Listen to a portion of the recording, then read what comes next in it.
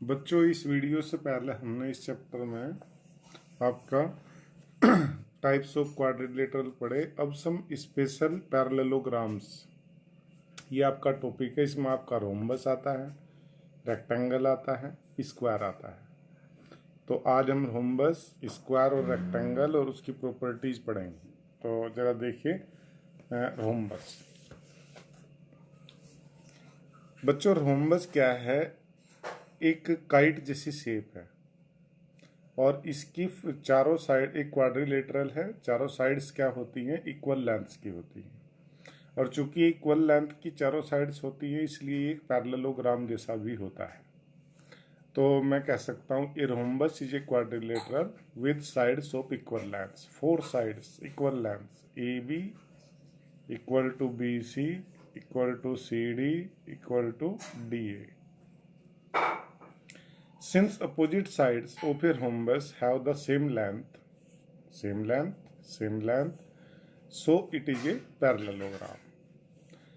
A rhombus has all properties of a parallelogram and also that of a kite. तो kite की भी इसके पास सब प्रॉपर्टीज हैं और पैरेललोग्राम की भी होती है।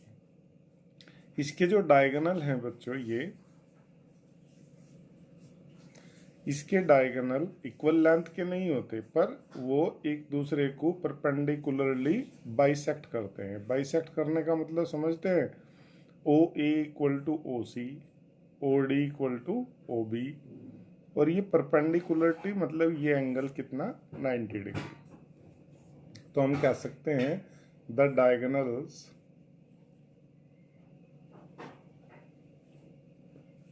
Of a rhombus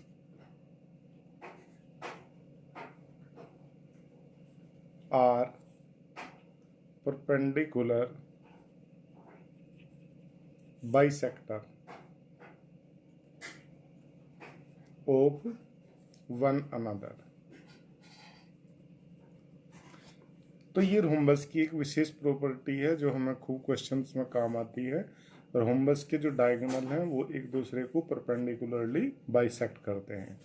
it means O A equal to O C and O D equal to O B होगा इसमें।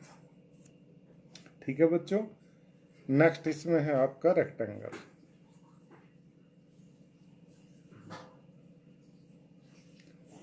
रेक्टेंगल भी बच्चों एक क्वाड्रिलेटरल है, आप जानते हैं 4 साइड्स होती हैं और उसकी भी अपोजिट साइड क्या होती हैं? इक्वल लेंथ की होती हैं, पैरेलल भी होती हैं, इसलिए वो भी एक पैरेललोग्राम जैसा होगा।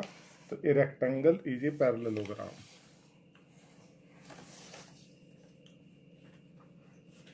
is a parallelogram with equal angles। इसके चारों एंगल भी इक्वल होंगे। तो आप तो रेक्टेंगल के बारे में पहले से जानते भी हैं। ये रेक्टेंगल जैसी शेप है। तो जैसा आप कह सकते हैं कि ए बी और सी डी क्या होंगे? Equal to D C and A D equal to B C.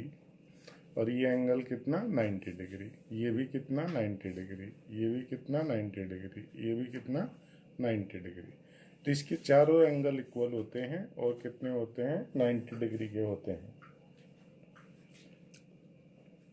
So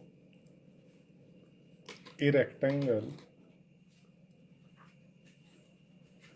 follow all properties of a parallelogram। तो ये एक पैरेललोग्राम की सारी प्रॉपर्टी रखता है। अब इसके डायगोनल बच्चों, ये डायगोनल इसके दोनों डायगोनल भी इक्वल लेंथ के होते हैं और एक दूसरे को बाइसेक्ट करते हैं, पर ये परपेंडिकुलरली बाइसेक्ट नहीं करते, बाइसेक्ट करते हैं। तो हम ये प्रॉपर्टी इसमें बता सकते हैं। The diagonals of a rectangle are of equal lengths.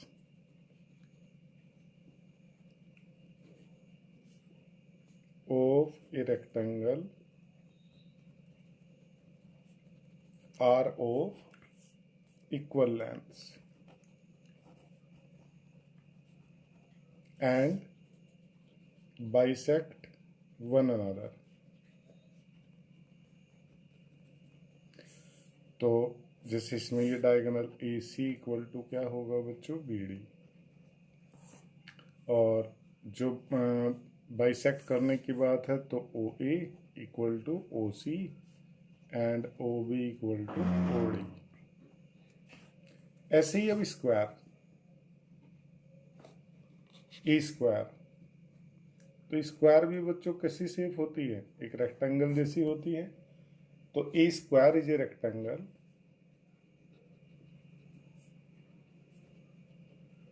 But इसकी 4 साइड्स इक्वल होती है with equal sides.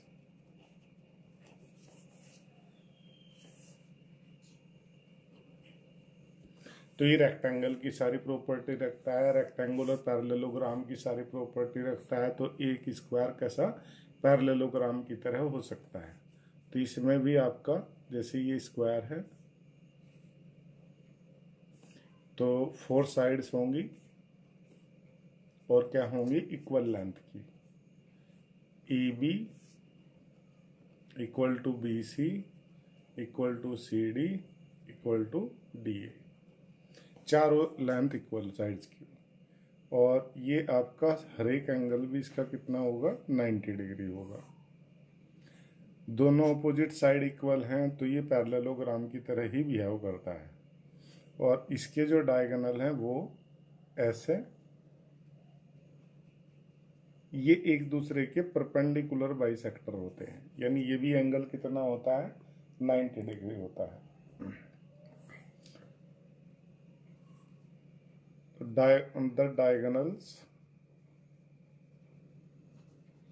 of a square bisect one another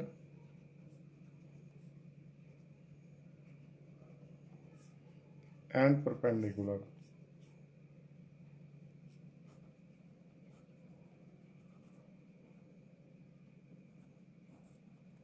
Also they are of equal length. उनकी लेंथ भी जैसे रेक्टेंगल में होती है वैसे ही इक्वल लेंथ के होते हैं, बाइसेक्ट करते हैं और परपेंडिकुलरली बाइसेक्ट करते हैं। बच्चों इस तरह से आप जो हैं ये सारी प्रॉपर्टी स्क्वायर, रेक्टेंगल और इसकी रोम्बस की याद रखेंगे और इन्हीं के बेस पे ये पूरी एक्सरसाइज होगी 3.4। जैसे फर्स्ट क्वेश्चन में आपने बताना है कि ये स्टेटमेंट ट्रू है कि फॉल्स। जैसे all rectangles are square.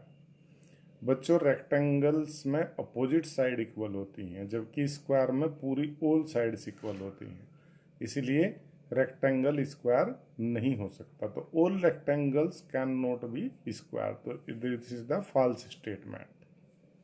B part, all rhombus are parallelogram. Yes, हमने आपको लिखवाया भी है, ऑल रोम्बस आर पैरेललोग्राम।